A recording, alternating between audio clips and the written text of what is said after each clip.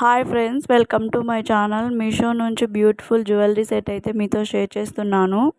ఈ jewellery set పెద్ద పెద్ద ఫంక్షన్స్ కంటే చిన్న చిన్న ఫంక్షన్స్కి, బర్త్డే పార్టీస్కి, టెంపుల్స్కి వెళ్ళినప్పుడు ఇంట్లో వ్రతాలకైతే చాలా బాగా యూజ్ అవుతుందండి.